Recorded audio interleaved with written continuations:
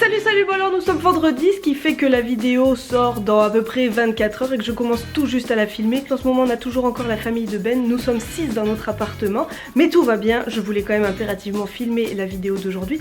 Donc on va aller prendre l'air, on va se balader et puis je vais répondre à toutes les petites questions que vous m'avez envoyées cette semaine. Mais je commence de la maison parce qu'il y avait une question qui concernait Gus, en plus on me demande régulièrement de le montrer, le voici. Il est là, il va très bien, il dormait. Oh mon chat d'amour. Alors la première question était une question de Hugo qui demandait: penses-tu avoir un copain pour Gus à un moment donné? Pour le moment pas du tout, parce que ça nous va bien d'avoir juste un chat, mais sait-on jamais. Mais pour le moment non, mais des fois je me dis que ce serait cool qu'il ait un copain. Mais pas maintenant, hein mon chat? Sur ce, on s'en va. Question suivante, Coralie m'a demandé: j'aime beaucoup ce nouveau format, vas-tu continuer dans la neige? Eh bien pourquoi pas, ma foi, j'ai déjà fait des vlogs dans la neige, j'ai survécu, tant que mes mains ne gèlent pas, je dis oui. Et ça rejoint un peu une autre question qu'on m'a posée qui était justement en parlant de ce nouveau format, n'est-ce pas plus difficile à tourner et à monter, garder le focus, le son, etc. Si, très, parce qu'il y a 1 million de voitures qui passent, parce qu'il y a des bruits, il y a des avions, il y a plein de choses qui me déconcentrent. Typiquement, là, il y avait ce gars qui est passé, donc je me suis arrêtée parce que j'ai l'air totalement stupide, donc oui, ça prend beaucoup plus de temps, mais au montage, vu que je structure beaucoup plus, ça me prend beaucoup moins de temps de montage. Donc oui, c'est plus difficile, mais je préfère ça. Je suis en train de traverser le parc La Fontaine, lieu où j'ai fait les dernières rencontres abonnées, et d'ailleurs quelqu'un m'avait posé une question, c'était Alex Bass qui demandait: c'est quand la prochaine rencontre abonnée? Et ben j'ai beaucoup hésité entre début octobre, fin octobre, etc. J'en avais un peu parlé sur Instagram, mais à mon avis ça va avoir lieu fin octobre, parce que là, début octobre, c'est dans 3 jours. Donc je doute d'avoir le temps, et puis en plus c'est la seule semaine où on n'a personne à la maison là. Donc peut-être qu'on fera un break un peu et qu'on restera au calme. En plus j'ai plein de choses à faire, mais je l'annoncerai sur Instagram et Facebook. Donc allez me suivre sur ces deux plateformes là, et je ferai peut-être un sondage sur Instagram. Voilà, allez voir. Mais a priori ce serait quand même plus après le 19 octobre. Ensuite j'avais une question de Olivier qui demandait: si tu devais voyager pour le tourisme ou pour un road trip en dehors de Montréal, où irais-tu? Là en tête tout de suite j'aurais Chicago, parce que j'adorerais visiter cette ville, ça a l'air trop beau. Ou sinon ce serait d'aller en Europe. Je rêve de voir l'Europe, j'ai l'impression de rien avoir fait de l'Europe. J'ai l'impression d'avoir voulu voyager très loin et finalement de rien avoir vu autour de moi. C'est débile hein?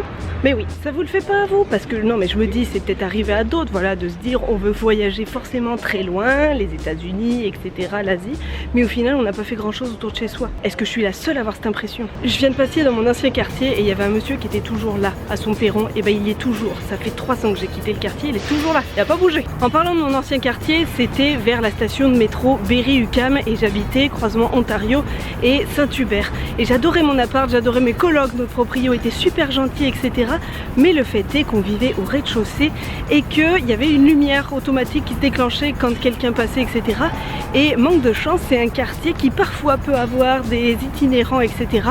Et certains, à cause de la lumière, venaient se piquer devant chez nous et laisser leurs seringues pile devant notre porte, ce qui était un peu moyen.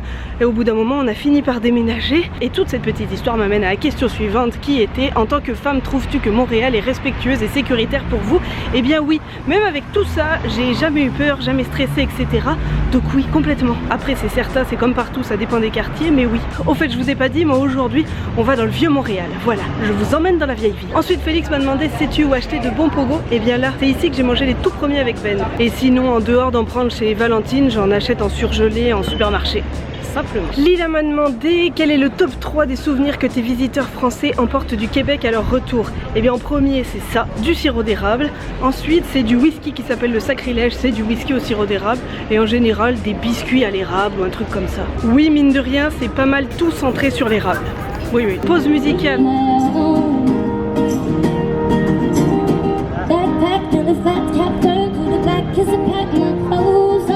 J'adorerais chanter comme ça, mais c'est pas du tout mon cas, mais bon, sait-on jamais. Je vais déjà commencer par me mettre au ukulélé à un moment donné, et après on verra pour le chant. J'enchaîne avec une autre question sur la nourriture qui venait de Louise cette fois-ci, qui demandait: penses-tu nous faire découvrir des recettes typiquement québécoises? J'ai déjà fait une vidéo sur la poutine avec mes sœurs, mais oui, j'ai pour projet d'en faire d'autres. Pourquoi pas le pâté chinois avec quelqu'un d'autre, ou une tourtière, ou alors un dessert sucré. J'avais aussi fait une tarte au sucre il y a très longtemps, mais oui, je referai d'autres recettes typiquement québécoises. Vous voyez cette cathédrale? Eh bien pour vous, je vais aller faire la longue file d'attente qu'il y a devant pour vous montrer comment c'est à l'intérieur. J'ai pas de croyance particulière, mais à chaque fois que je rentre dans un lieu où il y a plein de vitraux comme ça, je trouve ça magnifique. J'aimerais trop voir comment on fabrique des vitraux, comment on en fait, etc. Je trouve ça mais juste fou. Le temps que ça doit prendre pour fabriquer un vitrail, malade. Je fais une petite pause parce que je commence à fatiguer, mais je vais continuer à répondre. Diabolo et Violette disait j'adore totalement le format et un jour ce serait trop bien une FAQ pendant que tu manges de la raclette. J'imagine bien la vidéo qui ferait rager tout le monde, team raclette. Et bien pourquoi pas, j'adore absolument l'idée. Un jour on va essayer de prévoir ça avec Ben. Voilà, on fera une FAQ et puis on mangera une raclette de la façon la plus classe et élégante possible. Un jour on fera une croisière, oui oui. Bon allez, je reprends ma balade et vos questions. La suivante était, étant donné que Ben aime la cuisine, une vidéo spéciale recette d'automne. Et bien pourquoi pas, je sais pas si on aura le temps, mais au pire ce sera une recette spéciale hiver. Mais pourquoi pas. Je passe devant le Centre des Sciences de Montréal et vraiment si vous avez jamais été dans cet endroit, foncez-y parce qu'il y a plein de trucs fous et puis ils ont plein de films en 3D, IMAX, etc. qui sont géniaux. J'avais une autre question sur les vêtements d'hiver qui venait de Cédric qui demandait Canada Goose, c'est courant au Québec? Oui, c'est courant dans tout le Canada, même dans toute la planète, j'ai l'impression. Mais après moi je suis pas du tout une consommatrice de ça parce que d'une ça utilise de la fourrure animale et je suis pas pour. Et puis en plus c'est super cher. Payer une veste plus de 600 $, non c'est pas trop mon truc. Moi j'ai payé la mienne il y a 5 ans 120 $, je l'ai toujours et j'ai survécu à 5 hivers. Achetez-en une qui vous coûtera la moitié d'une Canada Goose et puis partez en vacances à la place. C'est juste mon conseil. Ça sent la fin de l'été. Avant il y avait plein de bouées gonflables, là ils sont en train de tout dégonfler. Et puis il y avait un accrobranche et là-bas c'est une zipline, c'est une tyrolienne qui part de là et qui va tout là-bas. Et puis ben, la grande roue qui coûte vraiment très très cher. Mais même si elle coûte super cher, j'ai quand même envie de la faire parce qu'il paraît que la vue est super belle. Quand on est là-haut, on voit tout ça.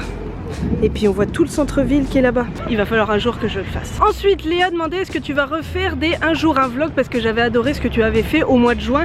J'y songe, pas pour tout de suite, mais je me dis peut-être décembre, je pourrais faire ça. Ou alors un jour sur deux un vlog.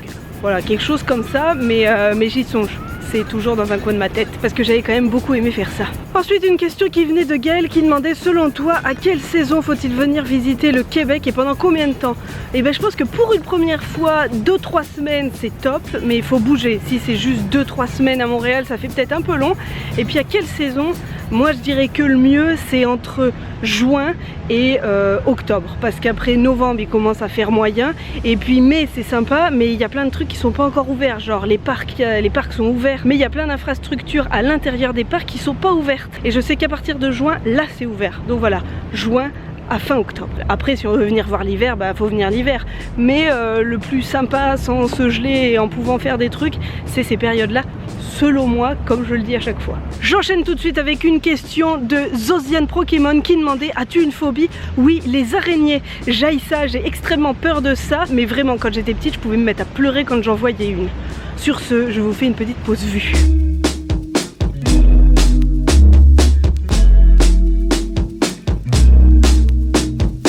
La question suivante venait de Jérôme et il demandait est-ce vrai qu'il faut obligatoirement déménager chaque année à Montréal ou alors le prix de l'habitation actuelle augmente? Eh bien non, d'une on n'est pas obligé de déménager et après l'augmentation ça c'est au propriétaire de décider ou à l'agence, mais c'est dans une limite raisonnable quand même. Et après c'est discutable, négociable. Je sais que nous une fois avec Marion on avait dit non à l'augmentation parce que c'était légèrement scandaleux. Bon, je vais clôturer cette FAQ en répondant à une dernière question qui venait de Mehdi qui demandait combien t'as fait de kilomètres cette fois-ci.